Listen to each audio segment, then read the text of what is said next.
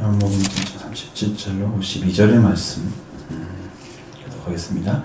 명절 끝날 곧 큰 날에 예수께서 서서 외쳐 이르시되 누구든지 목마른 거든 내게로 와서 마시라. 나를 믿는 자는 성경에 이른 것 같이 그 배에서 생수의 강이 흘러나오리라 하시니 이는 그를 믿는 자들이 받을 성령을 가리켜 말씀하신 것이라. 예수께서 아직 영광을 받지 않으셨으므로 성령이 아직 그들에게 계시지 아니하시더라. 이 말씀을 들은 무리 중에서 어떤 사람은 이 사람이 참으로 그 선지자라 하며 어떤 사람은 그리스도라 하며 어떤 이들은 그리스도가 어찌 갈릴리에게서 나오겠느냐. 성경이 이르기를 그리스도는 다윗의 곧 다윗이 살던 마을 베들레헴에서 나온다 하지 아니하였느냐. 예수로 말미암아 무리 중에 쟁론이 되니 그 중에는 그를 잡고자 하는 자들도 있으나 손을 대는 자가 없었더라. 아랫사람들이 대제사장들과 바리새인들에게로 오니 그들이 묻되 어찌하여 잡아오지 아니하였느냐. 아랫사람들이 대답하되 그 사람이 말한 것처럼 말한 사람은 이때까지 없었나이다 하니 바리새인들이 대답하되 너희도 미혹되었느냐. 당국자들이나 바리새인 중 그를 믿는 자가 있느냐. 율법을 알지 못하는 이 무리는 저주를 받은 자로다. 그들 중에 한 사람 곧 전에 예수께 왔던 니고데모가 그들에게 말하되 우리 율법은 사람의 말을 듣고 그 행한 것을 알기 전에 심판하느냐? 그들이 대답하여 이르되 너도 갈릴리에서 왔느냐. 찾아보라 갈릴리에서는 선지자가 나지 못하느니라 하였더라. 아멘. 숨김바 된 것은 예수님이 베들레헴에서 태어났다는 사실이죠. 그러니까 갈릴리 이야기를 지금 두 번 계속하고 있잖아요. 갈릴리에서는 선지자가 나겠냐, 무슨 선왕이 나겠느냐, 계속 그 얘기를 하는 거죠. 예수님이 베들레헴에 태어나서 거기서 이제 결국은 이 누가복음을 읽어보면 그게 잘 나와 있지만 다윗의 족속이기 때문에 베들레헴으로 출발할 때 살았던 곳이 갈릴리 나사렛이었어요. 그 나사렛으로부터 베들레헴으로 갔다가 다시 갈릴리 나사렛으로 가는 거예요. 그 중간에 이제 헤롯 때문에 애굽에 갔다가 돌아가는 거죠. 그러니까 예수님은 분명히 태어나게 될 때에는 성경대로 베들레헴에서 태어나게 하시고 살기는 갈릴리로 나사렛으로 살게 한 거예요. 이 사람들은 갈릴리라는 지역도 구약에 한 번도 나오지 않았다는 것은 그 정도로 유명한 곳이 아니었다. 사람들이 지목할 만한 그 어떤 것도 존재하지 않았던 그 땅인데 거기에서 무슨 선지자가 나오겠느냐고 그렇게 생각을 하는 거고, 그 과정을 알고 있는 사람은 여기에 아무도 없는 것 같아요. 여러분은 성경을 통해서 알고 있는 거죠. 우리가 성경을 통해서 그때는 당시는 성경 시대가 아니잖아요. 성경을 만들고 있는 시대잖아요. 그러니까 그들은 성경이 없는 지금 이야기를 하고 있는 거니까, 그들이 만약에 목자나 거기서 봤던 사람들 있잖아요. 예수님 만났던 사람들에 의해서 베들레헴에서 태어났다는 사실을 한 번도 들어본 적이 없다면 그건 당연히 갈릴리 나사렛에서 태어났다고 생각을 하죠. 그러니까 성경대로 베들레헴 에브라다에서 태어나야 되는데 거기 태어나지 태어난 것을 들어본 적이 없으니 아니라고 부정하면서 그분은 메시아가 아니라고 이야기할 수 있는 거죠. 이렇게 해서 성경이 있는 대로 알지 못하는 자들은 결국은 예수를 믿지 않는다 거예요. 말씀에 대한 온전한 이해가 안 되면 믿지 않게 되는 거예요. 자꾸 불신하게 되고 의심하게 되니까 불신하는 거고, 그렇게 하다 보면 의심하는 사람의 말이 더 잘 들어와요. 믿는 사람의 말이 잘 안 들어요. 믿는다고 고백하는 사람 말은 잘 안 듣고요. 자기 안에 그런 불신이 있기 때문에 불신하는 사람의 말, 부정적인 이야기는 잘 들어요. 여러분이 누구 말이 잘 들은가 하면 여러분 심령을 보세요. 말씀이 이렇게, 그러니까 이게 진리라고 고백하는 그 말씀이 잘 들어오면 여러분 심령은 지금 말씀을 흡수하고 받아들이고 그 안에 살고자 하는데 중심이 되어 있는 거죠. 그러나 그런 것들에 관심이 별로 없고 자꾸 의심하고 어떻게 저걸 이해를 하고 들어가야 돼요. 자꾸 자기중심적인 신앙 출발점, 자기로부터 출발해가지고 난 안 믿어지는데 그러니까 네가 안 믿어지는 거 문제없이 상관없이 너가 믿고자 해야 된단 말이에요. 다시 말하면 겸손한 자에게만 은혜를 주시는 거예요. 받아들이고자 하는 자에게 하나님의 은혜를 준비해 주셨고 거기에다가 그 거부하고 있는 사람들, 배척하는 사람들, 교만한 거죠. 그 사람들은 내쳐버리는 거죠. 그게 성경의 진리이기 때문에 겸손하게 말씀을 받을 수 있는 자리를 찾아내는 게 여러분 신앙의 관건이에요. 순수한 신앙이 안 되면 말씀이 아무리 오라도 내가 그걸 습수를 하지 않아. 그러니까 여기에서 안 들어가는 것을 어떻게 믿어요? 마음으로 이해가 안 되고 받아들여지지 않는 것을 누가 믿는다고 고백할 수 있어요? 입으로는 고백하지만 마음은 멀다 그랬잖아요. 마음이 움직이지 않는 신앙은 가짜인 거예요. 여러분 그런 신앙이 되지 않도록 위해서 모르면 안 된다. 이해하지 못하면 안 된다. 그래서 그 말씀이 안 들리면 수없이 들어봐야 돼요. 여러분의 설교 말씀들을. 그리고 이해가 될 때까지 그걸 받아내야 돼요. 내 것으로. 그래서 이 논리가 이해가 안 되면 다시 한번 얘기해보고 같이 여러분들이 그걸 나누고 그래서 그것이 이걸 말하고 있구나 탁 붙잡으면 그때부터는 이제 자리가 딱 잡히는 거잖아요. 그때부터 뿌리가 이제 내리기 시작하는 거예요. 신앙이. 이게 지금 안 세워졌어. 내가 지금 정처 없는 데랑 똑같은 거야. 내가 지금 어디를 향해서 무엇을 붙잡고 지금 가는 거지? 신앙이 안 되면 여기가 문제가 생겨요. 여기 계속 하는 얘기가 바로 그런 거예요. 예수님은 완전한 말씀을 전했어요. 명절 끝날에 보면 여기서 말씀하시는 이건 초막절이라고 말씀하시고 우리가 앞에서 예수님의 제자들이 지금 올라갔던 때가 언제라고 나와 있어요. 형제들까지 믿지 않는 자들이었잖아요. 7장 2절에 보면 초막절이라고 나와 있잖아요. 지금 올라간 때가 초막절인 게 맞죠? 초막절에 지금 하신 말씀. 완전한 성령의 이야기를 하십니다. 예수께서 외쳐 이르시되 누구든지 목마르든 내게로 와서 마시라. 초막절이 되면 완전하게 말씀이 열릴 거예요. 완전하게. 그러니까 이게 지금 선택을 말하는 게 아니고 목마른 사람이 되어졌을 때 마시게 되는 것을 이야기하고 있는 거예요. 그러면 누구든지 목마른 자는 내게 와서 마셔라.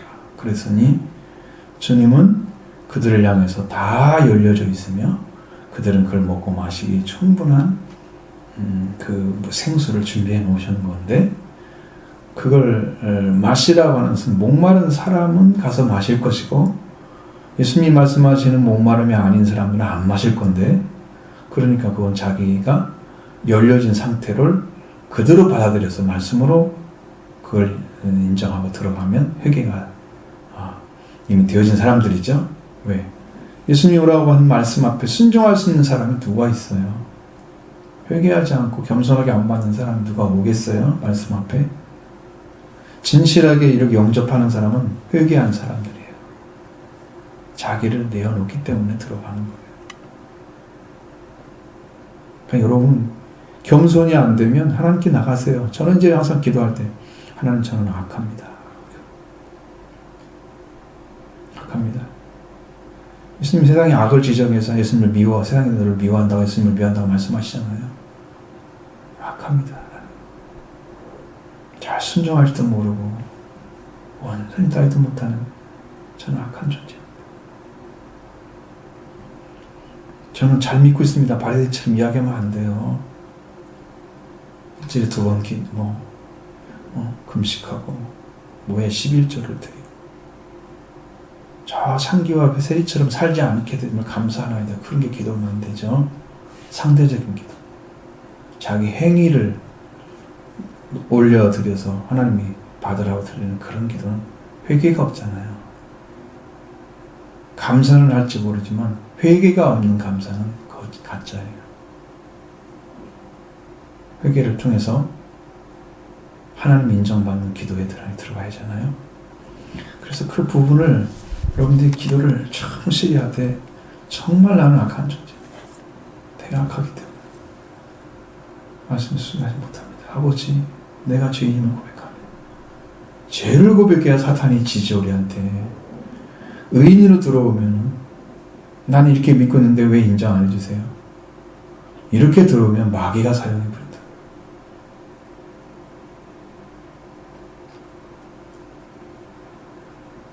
그냥 사용해버려요.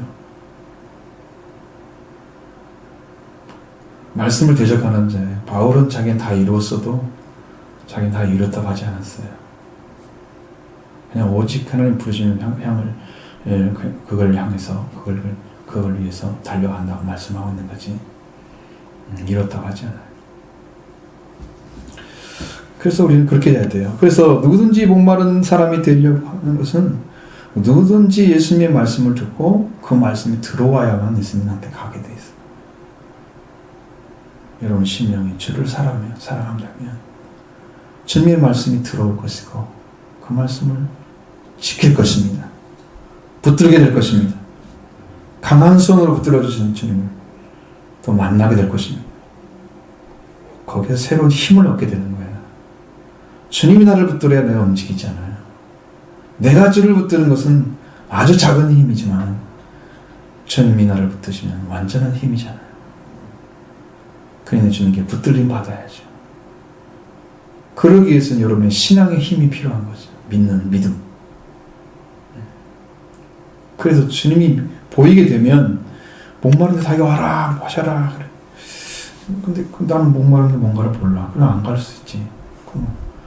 전 몰라서 못 갔어요. 그건 상관없어요. 자기가 못 간 거, 모르는 것은 모르라고 가르친 건 아니잖아요. 성경이 다 말씀해 주셨잖아요.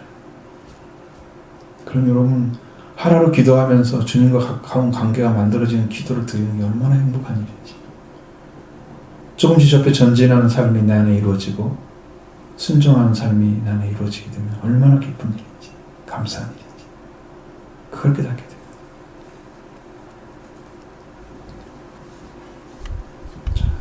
그러니까 여기 이 사람을 뭐라고 표현했어요? 믿는 자라고 표현했잖아요.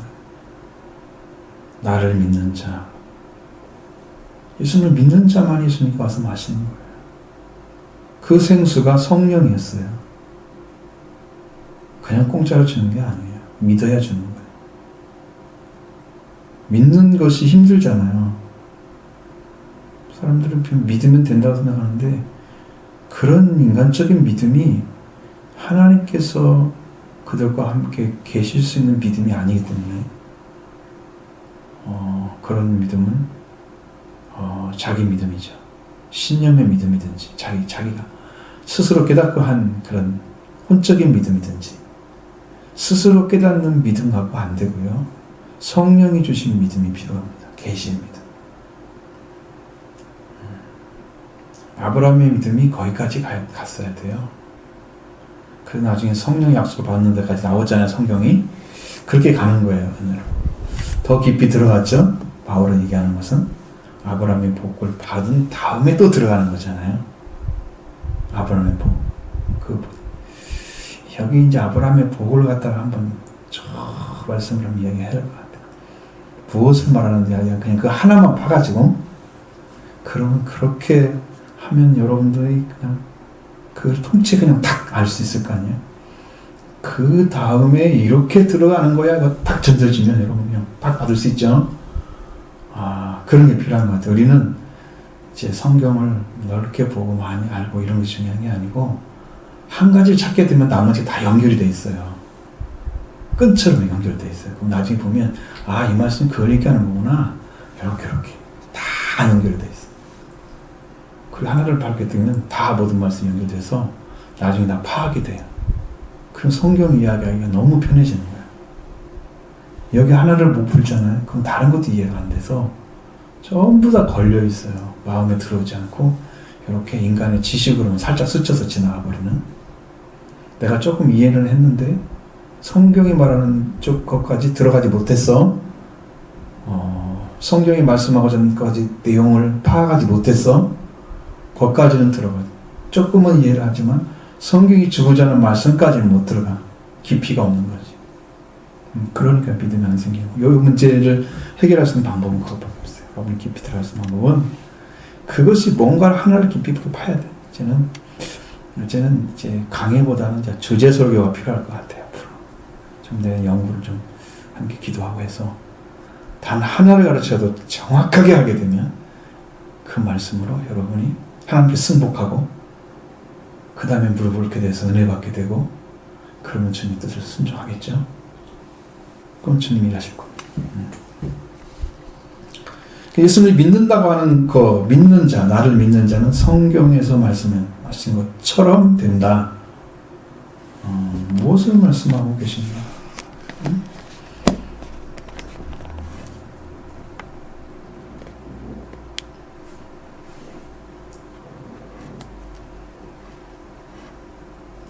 여기 이제 신명기 18장 25절의 말씀은 좀 다른 이야기예요.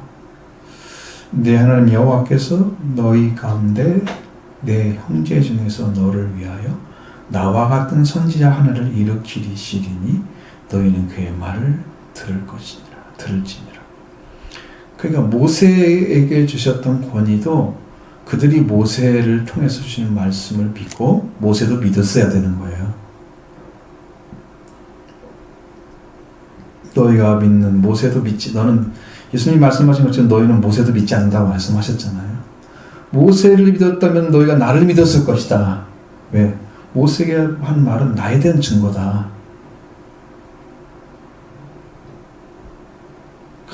크게 보니까 그게 보여요. 왜 모세가 예수님에 대해서 얘기했는지 보여요. 짧게 보면 그게 안 보여요. 숲에 들어가가지고 보면 안 보여요. 숲 전체를 보면 보여요. 그렇게 생겼어요. 그래서 숲 전체를 보는 눈도 필요하고 숲 안에 들어가서 보는 그런 눈도 필요해요. 그럼 나와 같은 선지자 하는 말을 들으라고 그랬잖아요. 그럼 모세를 믿어야 됐던, 그리고 하나님 주신 사람으로, 그리고 율법을 따라야 했던 그런 이스라엘 백성들과 같이 그의 말을 들으라고 그랬어요. 그의 말을 들어야 된다 말씀하시고, 그는 듣지 않는다 하면 하나님께서 죽일지도 모른다는 말씀을 하시기 때문에 너무 이제 굉장히 불안한 거죠. 하나님께서 세운 자의 말을 안 듣게 되면 하나님을 도전하는 경우가 되기 때문에 하나님이 그것을 그대로 받아들이지 않으시는 거죠.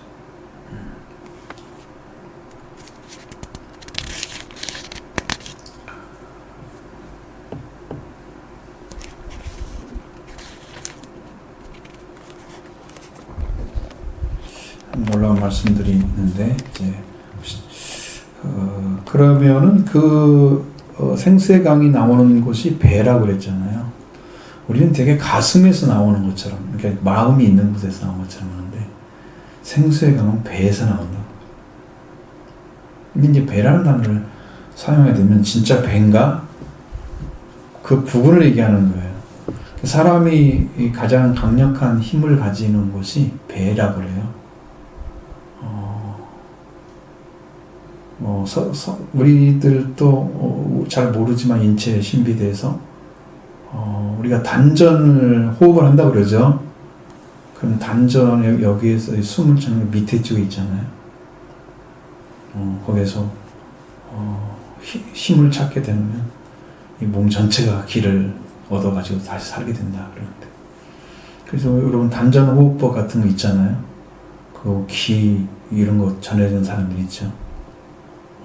거기서 나온 게 있어요. 분명히 있어요. 근데 이제 성경에서 말하는 것은 여러분 사람이 파라클레토스라고 하는 보혜사라는 말씀에서 그분이 이제 성령이라고 말씀하시잖아요. 보혜사는 성령이시다. 근데 거기에 있는 단어 중에 태라는 단어가 들어가 있대요. 태. 인간의 엄마가 가지고 있는 태. 그런 여자만 가질 수 있는 거죠. 태는 아래쪽에 있죠. 위쪽에 있지 않죠. 그거 같아요. 단어가 거기서 나왔다 그래요. 태라고 하는 데서.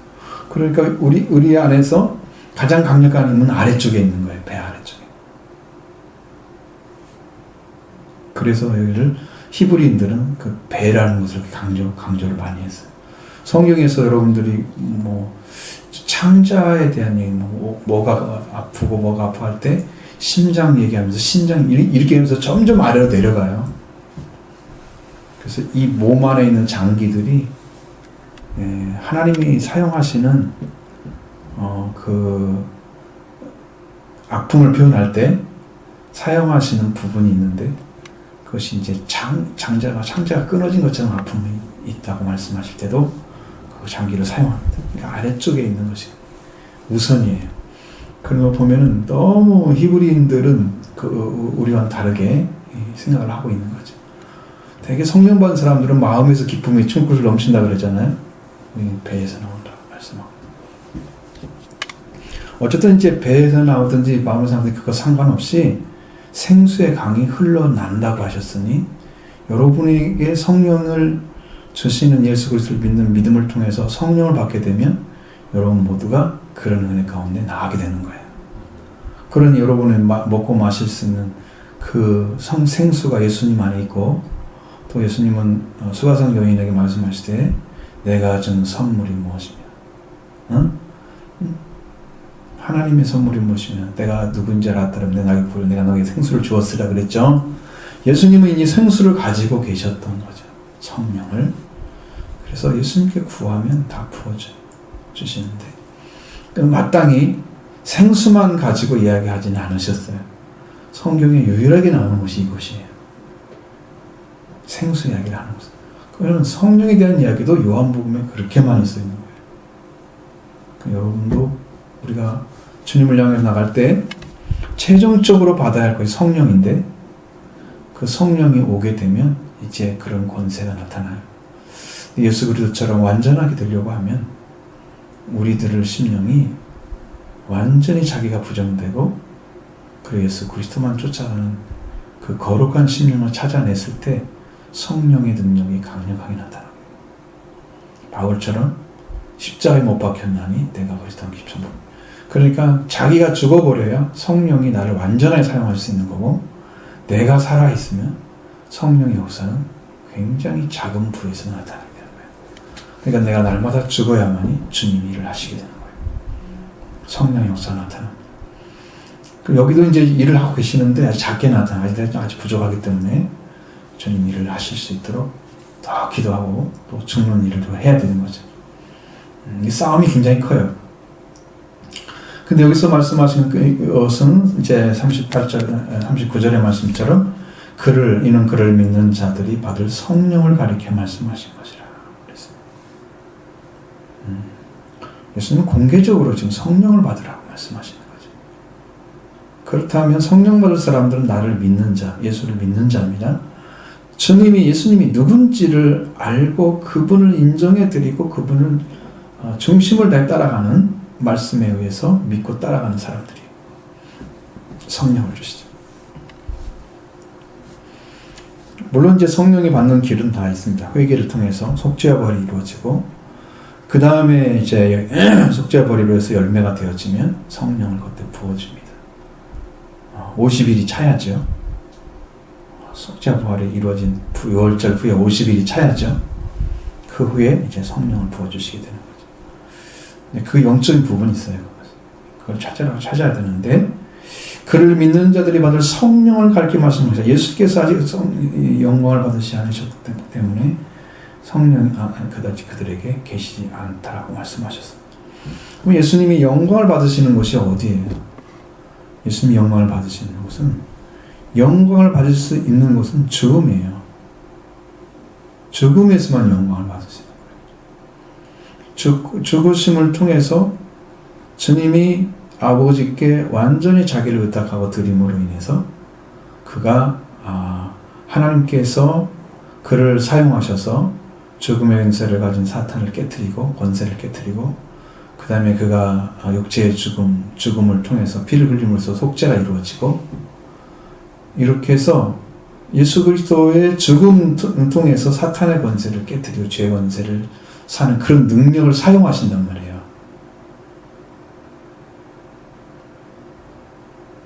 저 여러분을 위해서 그렇게 하셔서 우리를 다시 산 자가 되시는 그곳에서는 어떤 일이 벌어지냐면 주님 하나님이 성경의 말씀에 가면 그의 영광으로 예수님을 살리셨다 그래요. 그러면 그 영광의 자리가 어디냐면 예수님이 원래의 자리를 다시 승계하는 데 있어요. 지금 죄인처럼 나타나셔서 죽음으로서 생을 마감하셨죠. 그러니까 예수님은 그 자체가 죽으심으로 영광을 나타내는 것은 우리가 예수님의 죽음을 통해서 생명이 태어나게 되시는 예수님의 피가 나오시죠. 보혈로 씻음 받으시고 그 다음에 그가 부활되심으로 인해서 우리가 죽음에서 산자가 돼요. 예수님의 온전한 죽으심과 부활만이 우리를 죄에서 해방시키고 우리를 산자되게 일으켜 세우시는 거예요. 그래서 하나님 관계가 세워지면은 그때 태어나는 것이 사람이 신생아가 되는 거예요. 그때 예수님의 부활을 통해서 이렇게 세워지는 그게 신생아예요. 거듭난 자가 되는 거예요. 예수님의 부활로 너희가 거듭나게 하사. 그러니까 주님이 죽으심을 통해서 부활을 통해서 이루신 그 결과가 뭐냐면 우리를 새로운 생명이 태어나게 하시면서 예수님은 다시 원래의 영광의 자리로 돌아가시는 거예요.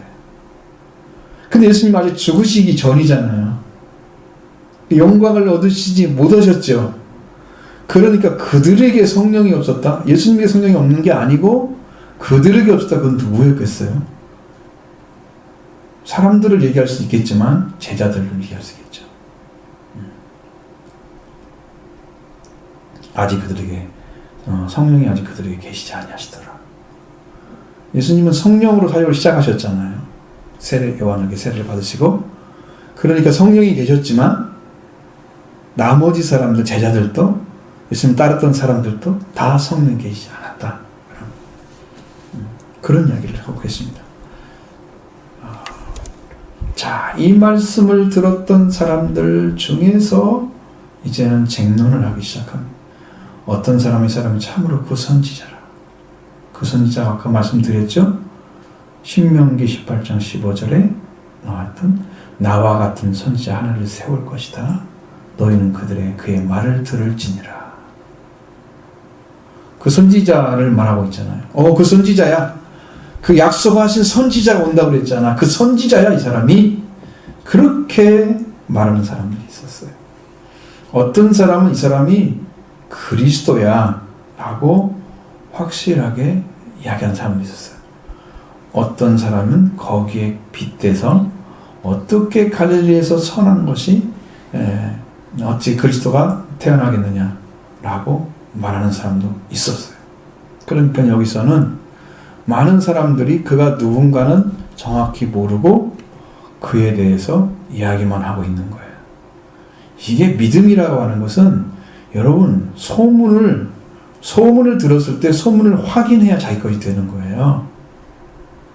야, 예수님이 이런 일 하신대. 그런데 혈루병 여인이 그런데 그 소문 그 사람 그거 될까 안 될까? 그리고 와서 안 만나봤다고 봐요. 병이 나았겠어요? 혈루 근원이?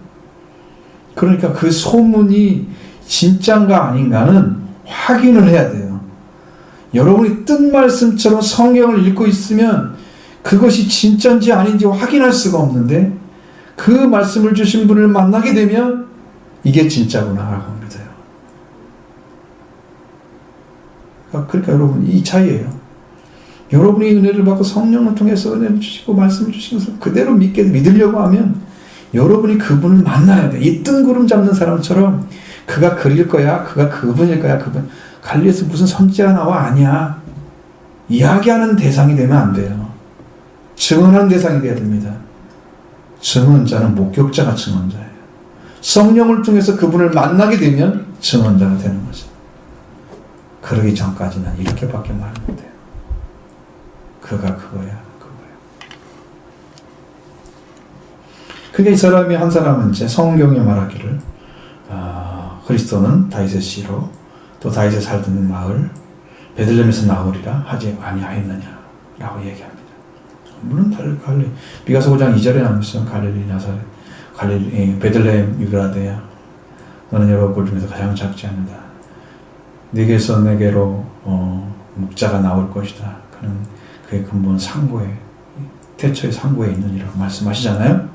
그러니까 그렇게 완전하게 예언된 그 영원전부터 이미 준비된 성경으로 말하면 에베소로 말하면 창세 전에 이미 그리스도가 계셨던 이미 준비된 그분이 그 목자가 베들레헴 유브라데에 태어날 것이라고 약속하신 말씀처럼 그렇게 될 거야. 그것만 알고 있는 거예요.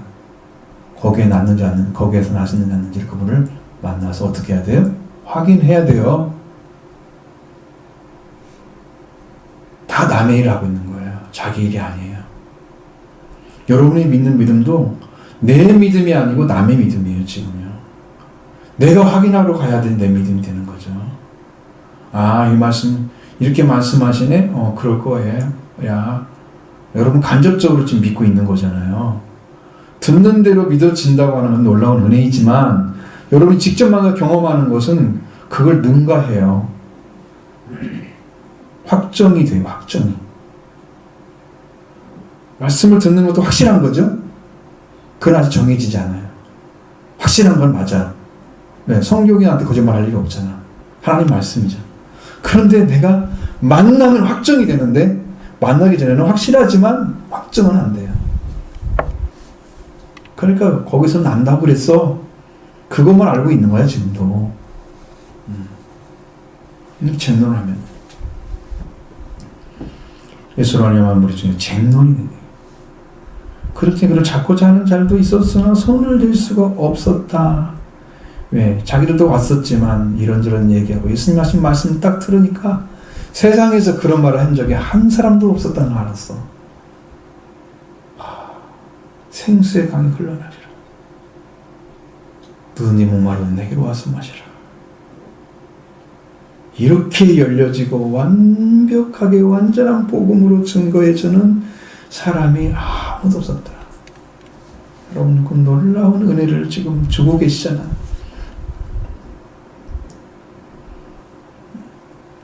그런 입에 나를 믿는 자는 성경에 말씀하신 것처럼 그 배에서 생수강이 흘러날 것이다.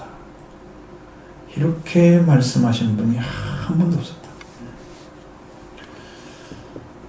그래서 대제사장도 아랫사람들이 제사장들과 바리새인들에게 나왔습니다. 이게 대제사장들과 바리새인들이 보낸 자들이잖아요. 이 사람들이 잡고자 하는 자들은. 근데 잡을 수가 없었습니다. 아랫사람들이 대답하는 것은 그 사람이 말하는 것처럼 왜 잡아오지 않았냐 물어봤을 때 이 사람처럼 그 사람처럼 말하는 것을 들어본 적이 없습니다. 없었습니다. 믿든지 안 믿든지 어쨌든 그 말씀이 옳다고 하는 것은 받아들인 거잖아요. 근데 여기 있는 바리새인들은 그는 예수님이 율법을 안 지키는 사람, 자기들이 말하는 율법 전통이죠. 장로리 전통을 안 지키는 사람이니까 그 말을 들으면 안 돼. 그러니까 그 믿음이라 표현하지 않고 미혹이라고 표현하는 거예요. 진짜 믿음과 미혹을 구분하지 못해요. 자기 기준이 틀렸으면 그 기준을 버리고 돌아와야 되는데 자기 기준을 끝까지 붙잡고 예수님이 틀렸다고 하는 거죠. 그래서 예수님이 말씀하신 건 미혹되는 거고 자기들이 말하던 것은 옳게 믿는 거예요. 이게요. 성경이 말하는 믿음을 안 세워놓고 기준을 안 세워놓으면 여러분들도 다 무너져요.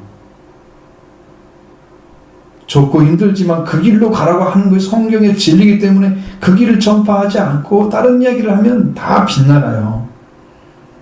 그럼 뭐가 틀어졌어요? 다림줄이 틀어지면 집이 반드시 안 쓰죠? 하나님 관계가 완전히 세워지지 않죠? 다림줄은 수직이잖아요, 수직.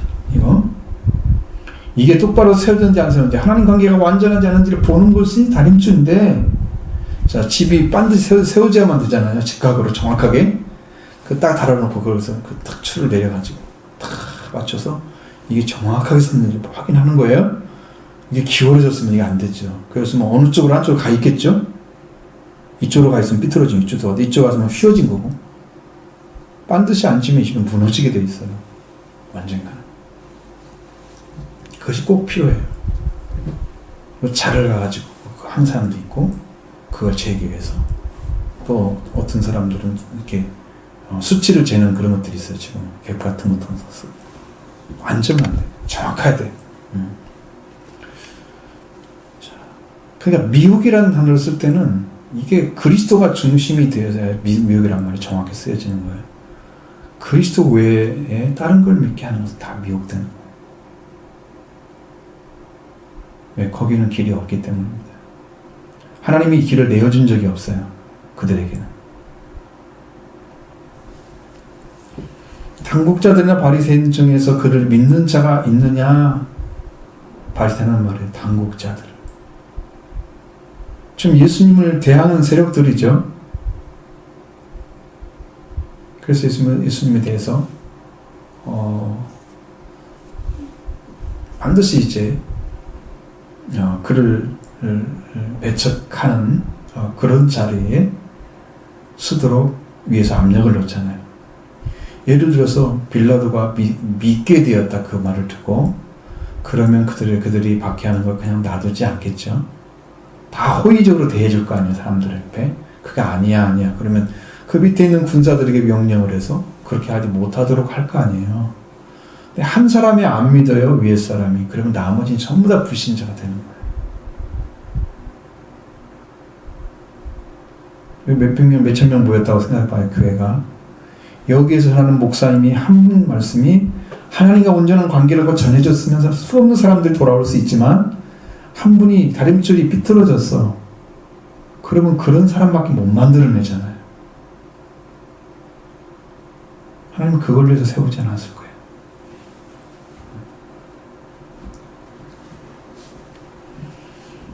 당국자나 바리새인들이 그것을 믿는 자가 있느냐? 율법을 알지 못하는 이 무리는 저주를 받은 자다고 이야기를 하고 있습니다. 이게 저주가 뭔지, 또 율법을 안다는 게 뭔지, 이것이 이제 예수 그리스도 안에서 바라보는 시각과 그 예수님이 오기 전에 구원이 이루어지지 않은 상태에서 바라보는 시각은 전혀 다릅니다. 이 사람들은 예수 그리스도가 없는 사람들이죠. 그러니까 율법은 자기들에게 최고의 어떤 자기 민족의 자존심이나 어떤 민족이 서야 될 종교적인 백그라운드가 되어진 거지. 그러니까 그 본인들에게는 최고의 자부심이 되는 겁니다. 우리는 하나님께서 이렇게 율법을 좀 선택한 그런 대단한 민족이야. 선민 사상이 생기죠. 그것은 그들에게는 그게 필요했을지도 모르지만, 성경이 말하고자 하는 것은 거기가 목적이 아니에요. 왜 그럼 다른 역사를 진행하지 말아야죠. 율법으로 끝을 내야 될 거 아니에요. 그죠? 다른 역사가 진행되고 하나님께서 다른 복음을 전파하셨다면 율법이 끝이 아니죠. 거기까지 봐야 돼. 그들이 예수님 왔을 때 보지 못했습니다. 율법을 알지 못한다고 하는 것은 본인들이 아는 율법에 치우쳐서 그 율법을 완성하러, 그래서 율법을 십자가에서 법조문으로 된 계명의 율법을 폐하러 오신 예수님을 보지 못했어요. 알 길이 없는 거죠. 이게 문제예요. 그러니까 신앙이라는 것이 이렇게 예수님 한 분이 와서 구원을 주고 그 은혜를 입혀서 왜 율법을 완성하시고 율법이 십자가 위에서 폐하게 되셨는지를 정확하게 이해를 못하면 구약이 필요 없어 라고 얘기를 하는 거예요. 구약이 없는데 어떻게 율법을 이뤄요? 율법이 없는데 어떻게 율법을 이뤄요? 어떻게 그걸 폐하셨는가를, 무효화시켰는가를 알아봐야 되는데 그것은 모르고, 저는 여기 대해서 여러분이 해야 될 말씀이 너무 많아요. 어떻게 해서 율법을 완성해서 그 말씀에 왜 폐하게 되셨는지에 대해서 성경을 주목주목 가지고 잘 얘기를 해요. 그럼 거기에 진짜 진리가 뭔지가 쫙 정말 나타날 거예요. 아, 이걸 믿으라고 하시는 거구나. 이것이구나. 여러분 그거 답답하죠? 그거 잘 안 잡히니까 감이. 그걸 가지고 있으면요 얼마나 쉬운지 몰라요. 하나님 그걸 열어주시면. 율법을 안다고 하는 것은 우리가 최소한 그래요.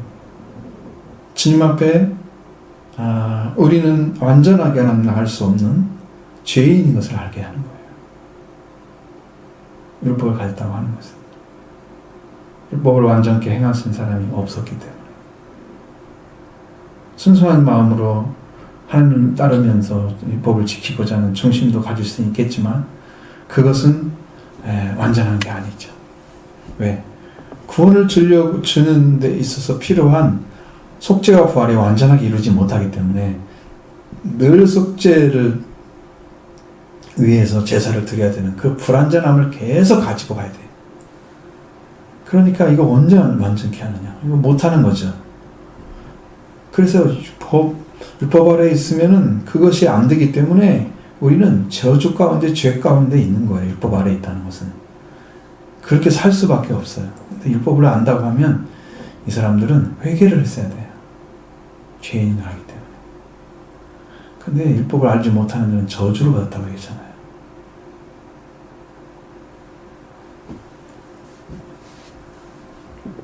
저주는 예수님이 대신 받아주시고 우리는 저주에서 해방시키시는 분이 예수님이세요. 예수님 우리를 속량해 주셨어요. 저주에서. 율법의 저주에서. 그러니까 우리는 저주를 받는 자가 아니고 속량을 받는 자가 되게 하셨어요. 이 율법을 작용하는 사람들과 예수 그리스도 한 일이 얼마나 다른 걸 보세요. 저주를 주는 게 아니라 해방시키고 오신 거예요. 정죄가 아니라 구원을 주러 온 거예요. 빛 가운데 돌아오도록 어둠에서 불러내신 거예요. 죽음의 구덩이에서 생명으로 옮겨주신 것입니다. 여러분 이런 축복을 주님이 주신 거예요. 잘 모르고 믿는 사람들 이렇게 얘기를 해요. 그러니까 이제 그 중에 한 사람 니고데모가 얘기를 가기 시작합니다. 한 사람 전에 예수께서 찾아갔던 그 니고데모는 이제 여기서 이제 성경에서도 딱 요한복음만 나오잖아요. 밤중에 찾아갔던 바리새인. 그때 이 사람이 이런 말을 할 줄 알아. 우리 율법은 사람의 말을 듣고 그 행한 것을 알기 전에 심판하느냐 그래. 판결하느냐는 뜻입니다. 그 사람은 정말 만나보지도 않고 제대로 그 어떤 일을 했는가를 그걸 알아보지도 않고 예수님이 한 것은 다 배척을 하나요. 무조건 100% 야당이에요. 그죠?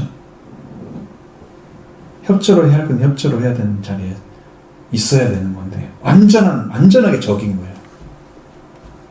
이런 적이 되면은 죽이고 살리고가 나타나게 되는 거예요.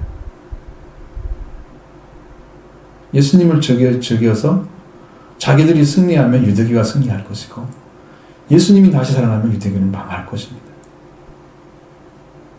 이렇게 적대적이라면 사실 유대교와 기독교와 결별된 것은 그것은 아니지만 성경 때문에 그랬어요. 성경 때문에.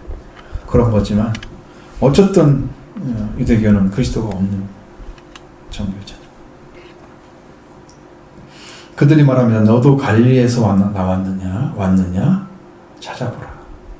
갈릴리에서 선지자가 나지 못하네. 또 얘기하죠. 앞에서 얘기한 것처럼.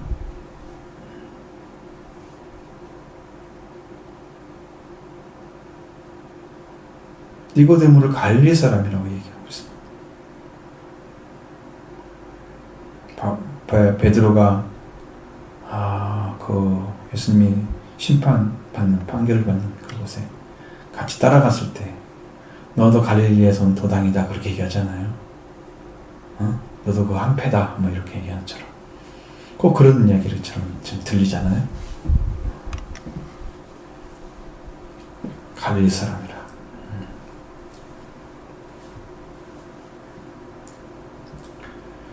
갈릴리에서는 선지자는 하지 못한다. 갈릴리에서 선지자는 한다 안 한다 누가 결정해요? 이 사람들은 이제 그리스도도 아니잖아요. 선지자잖아요. 그러니까 이 선지자가 말하는 지칭하는 것은 모세와 같은 선지자를 얘기했을 때는 그 그리스도를 가리키는 거거든요. 아마 그걸 말한다고 했으면 그리스도를 가리킨다고 볼 수 있어요. 그래도 그 말씀은 갈릴리에서 선지자는 하지 못한다고 하는 것은 그들이 보는 시각이죠. 알지 못하는 것은 이렇게 무지함으로 인해서 그리스도를 결국은 못 만나고 멸망받는 거예요. 여러분 성경을 볼 때 완전하게 좀 이해가 안 되면 여러분이 써놓기라도 해야 돼. 이게 잘 이해가 안 됐다. 한번 질문도 해보시고 저도 좀 연구하게 좀 해주시면 좋지. 이게 잘 이해가 안 돼요. 좀 가르쳐주세요. 제가 딱 봤을 때 이거는 이제 지명이나 이런 것들은 좀 찾아볼 필요가 있잖아요. 왜냐면 완전한 것을 가지고 있는 것은 그것이 이제 말씀에 대한 것들인데 뭐 어떤 지명이나 뭐에 대해서는 그 연구를 해야죠. 딱 보면 그냥 알 수가 있는 거니까. 자, 그렇게 해서 여러분의 신앙이 완전해질 수 있습니다. 이건 복음을 알지 못하는 자들, 예수님이 태어난 걸 알지 못하는 자들. 지금 베들레헴에 태어나셨는데 불구하고 지금 갈릴리 살았다고 갈릴리 선지자 나오지 못한다고 하는 그런 식의 어떤 논리를 자꾸 펴서 예수님을 평하고 그리스도로 인정하지 않는 이런 잘못을 지금 범하고 있는 사람들은 이해력이 부족한 거예요. 정보가 더 있어야 되세요. 그 사람들은 분명히 베들레헴에 났어라는 정보가 있어야 되는데 모르는. 어쨌든 여기의 말씀은 예수님께서 이 명절에 주시는 그 복음과 그 다음에 그를 배척하는 자들이에요. 배척하는 사람들이에요. 저런 사람들은 그가 어디서 나타난 걸 모르고 하늘에 내려온 것도 더 모르고 베들레헴에 태어난 것도 모르고 다 버리는 거예요. 여러분은 정확하게 예수님이 태어나셨구나. 그럼 성경들이 이루어졌으면 나는 그건 어떻게 해야 되지? 어떻게 해야 되나요? 그리스도로 영접하면 됩니다. 여러분을 구원자로 영접하면 됩니다. 왜? 성경대로 다 이루어졌잖아요. 약속한 대로 태어났잖아요. 그 십자가 부활도 완성하셨잖아요. 다 이루셨잖아요. 그러면 그대로 믿어드리면 여러분은 이루어질 줄 믿습니다. 우리는 성경이 왜 그런 정보를 주느냐? 그걸 이뤘기 때문에 그걸 믿으라는 거야. 그 성경대로 이루어졌잖아요. 약속대로. 그거 믿음을 가지라고 지금 이야기해 주는 거지. 왜 이게 필요해 이것이요. 그렇죠? 없잖아요. 약속하신 대로 다 이루신 것이 우리한테 왔다. 그러면 구약이 이루어지고 예수님 통해서 태어남부터 시작해서 십자가 부활 통해서 완전하게 이뤘다. 성경을. 그것을 믿어드리는 게 복음을 받아들이는 거예요. 그럼 예수님 십자가 부활이 이루어져서 여러분도 이제 성령 받는 길로 가게 될 줄로 믿습니다. 그 길로 인도하기 위해서 성령이 필요한 것입니다. 지금. 그렇게 믿어야 돼요. 그래서 이 말씀이 믿어지면 하나님이 믿어지고 하나님 믿어지면 말씀이 더 정확하게 믿어지고 이렇게 해서 믿음이 점점 향상되는 거예요. 믿음이 큰 자가 있잖아요. 믿음이 적은 자들. 성경이 말씀하시죠. 믿음이 적은 자가 있고 믿음이 큰 자가 있어요. 게라시아만 믿음이 있어도 된다고 그랬죠. 산을 옮겨 바다에 옮겨진다고 그랬잖아요. 너희가 못할 것이 없으리라. 여러분 믿음의 능력과 권세를 여러분 말씀에서 찾으시기 바랍니다. 말씀을 권세를 딱 찾아내면 여러분이 세워집니다. 근데 우리의 믿음이 어디에서 깨어지기 쉽냐? 그러면 예수 그리스도를 인정하긴 하는데 그분을 의지하지 않는 데 문제가 있는 거예요. 의지하는 삶을 날마다 살면서 그분의 소망을 두고 의지하는 삶을 계속 살아가 보세요. 여러분 심령이 점점 주님을 사랑하게 될 것입니다. 은혜가 충만해질 것입니다. 거기서 여러분 신앙이 성장하는 거예요. 이것이 계속 안 되고 있고 어쩌다 한 번씩 기억나는 분은 안 돼요. 왜? 주님은 날마다 시시때때로 계속 계시는데 우리는 믿는 것은 그렇게 안 되고 있잖아요. 이게 안 맞는 거예요.